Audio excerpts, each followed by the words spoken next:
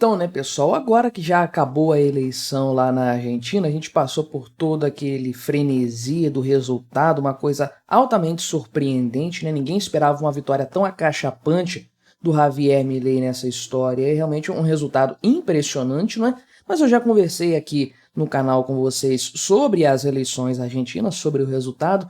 Fiz um contexto geral, agora vamos ver as repercussões disso aí. Separei algumas notícias para falar no decorrer do dia aqui com vocês e vou começar falando sobre a repercussão da vitória do Javier Milei na esquerda brasileira, né? Principalmente na base eleitoral do Lula, na base política dele, tanto a repercussão no gabinete ministerial do Lula, alguns comentários ali e tudo mais, parlamentares de esquerda também, enfim, né? Olha só, aqui o pessoal do Estadão diz que o governo Lula se assusta com a lavada do Javier Milei, né? A surra que ele deu no Sérgio Massa, porém ainda nega onda à direita aqui na América Latina. Já alguns parlamentares de esquerda lamentaram a vitória do Javier Milei, né? Trataram a coisa como uma tragédia. Temos aqui Randolfo Rodrigues, o Guilherme Boulos e a Sâmia Bonfim, não é?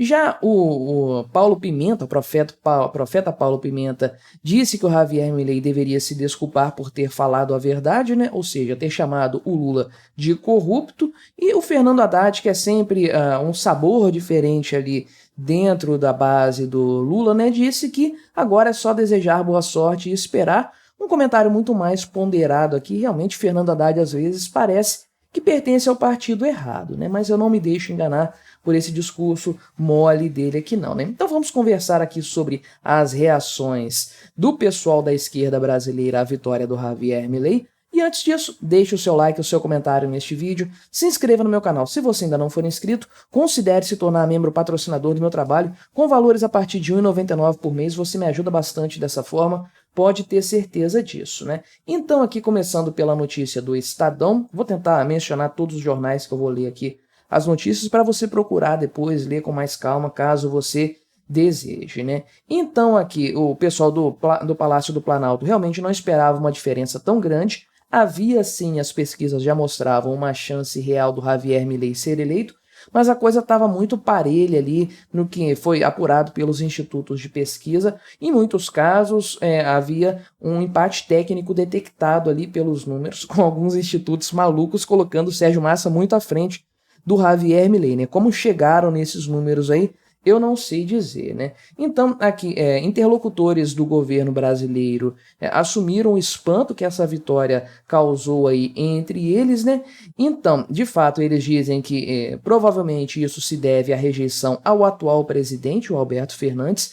A coisa não é bem assim, essa é a grande verdade. Eles precisam aqui fazer uma coisa, uma meia-culpa maior enquanto esquerda latino-americana, né?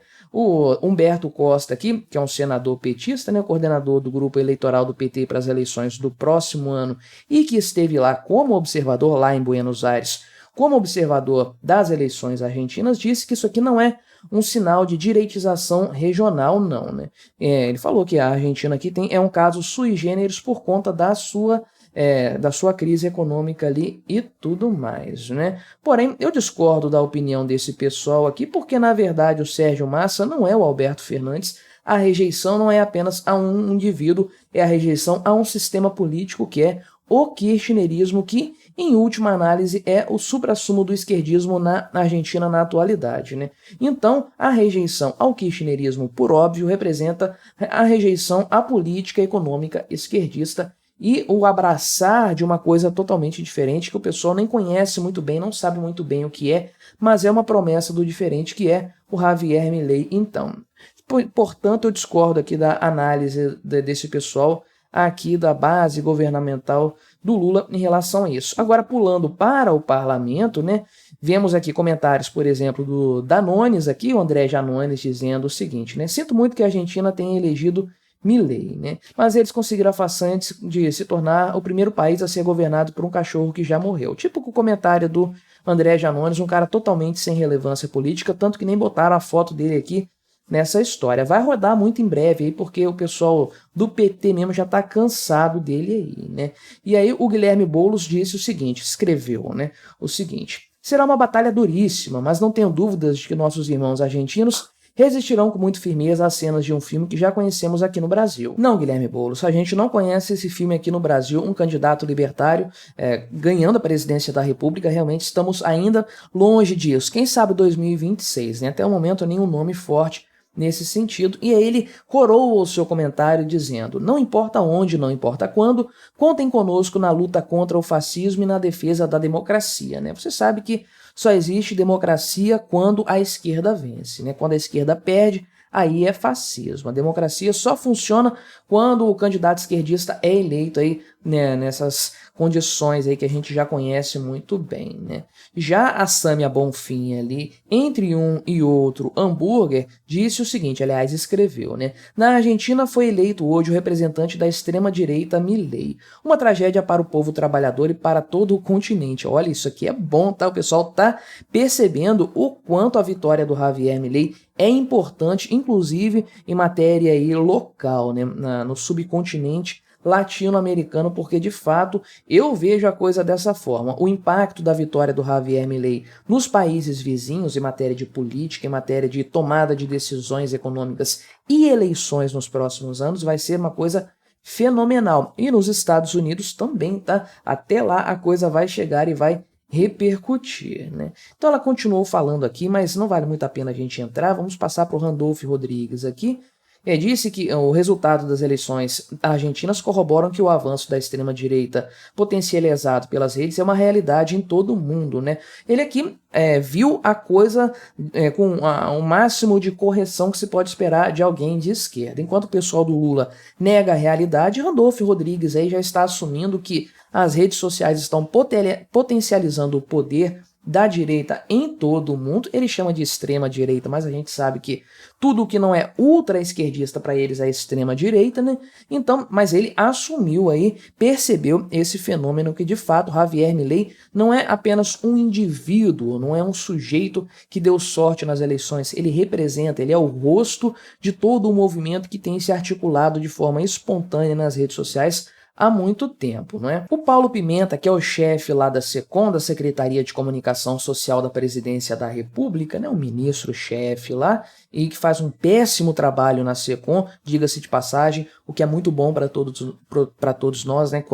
Quanto pior for aí a comunicação do governo Lula, melhor para todos. E aí ele disse o seguinte, né, que se ele fosse o chefe do executivo, se ele fosse o presidente da República, jamais iria parabenizar Milei pela vitória nas eleições argentinas.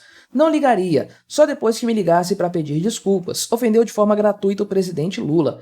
Cabe a ele, num gesto como presidente eleito, ligar para se desculpar. Depois que acontecesse isso, pensaria na possibilidade de conversa, né? É um brincalhão mesmo esse Paulo Pimenta aqui, né? Javier Milei chamou o Lula de socialista com vocação totalitária, o que é uma grande verdade, diga-se de passagem. O cara que, um sujeito como o Lula, que coopta as estatais para transformar isso aí num projeto de poder, nada mais é do que um filhote de totalitário, um cara com tendências ao totalitarismo mesmo, realmente não falou mentira alguma, portanto ele não tem o que se desculpar com o Lula, né? O Lula ficou de birrinha, não citou o nome do Javier Milei na vitória lá, não fez questão de parabenizar o candidato, nem nada disso. Problema dele, Javier Milei não precisa do apoio do Lula. Aliás, o Lula só se alinha ao que há de pior no mundo, né? Não ser um aliado do Lula é sempre uma boa notícia, é sempre um atestado de que a pessoa realmente não é um ditador, não é a escória mundial da política, né? Já o Fernando Haddad, ministro da Fazenda aí, disse o seguinte: anteriormente ele havia falado que estava vendo com preocupação a possibilidade do Javier Milei ser eleito na Argentina, né? Porém, agora ele disse aqui de forma sucinta, conforme o pessoal do Antagonista aqui falou, né?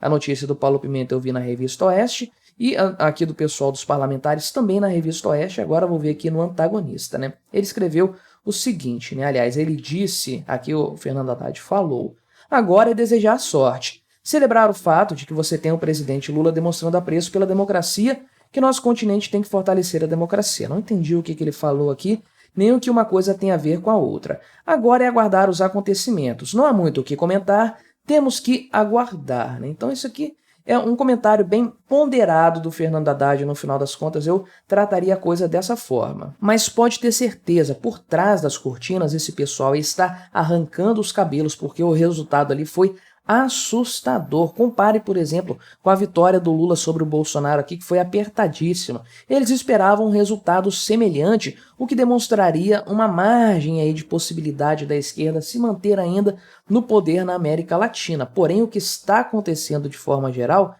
nos países todos, com exceção do Brasil, do que aconteceu no ano passado no Brasil, é que realmente a esquerda está tão enfraquecida que mesmo nomes da direita que não são convencionais, como Javier Milei, conseguem ter uma vitória considerável. Olha só, o cara é um outsider no final das contas, né? A centro-direita, que é aquela coisa mais establishment da direita, que é a Patrícia Bullrich e o Maurício Macri, eles ficaram em terceiro lugar e tiveram que apoiar o Javier Milei para evitar uma vitória do Sérgio Massa. Então veja como a coisa está mudando de cenário muito rápido, está caminhando para uma direita mais libertária, de fato, uma direita que gosta mais da liberdade econômica, da redução do Estado e que está disposta a agir de uma forma muito mais radical para chegar a cumprir essas suas promessas de campanha de fato, né? E o grande medo, o grande temor do governo Lula é o Javier Milei ter sucesso lá no país vizinho, no nosso país vizinho, e essa troca, né, de governo, esse início de mandato, geralmente é muito propício para que um político eleito, recém-eleito, que chegou no poder agora, consiga fazer mudanças substanciais, ainda mais olhando-se o cenário atual da Argentina, que é de uma calamidade econômica e social terrível, ou seja, o terreno está muito propício para que o Javier Milei chegue chegando. E se ele conseguir um bom resultado logo agora de início, meu amigo, você pode ter certeza de que o PT vai ter muito trabalho já no ano que vem, que dirá em 2026, né? Mas o que você achou da reação do pessoal do PT, da esquerda brasileira, à vitória do Javier Milei? Colabore com o nosso debate, se inscreva no meu canal se você ainda não for inscrito e até a próxima.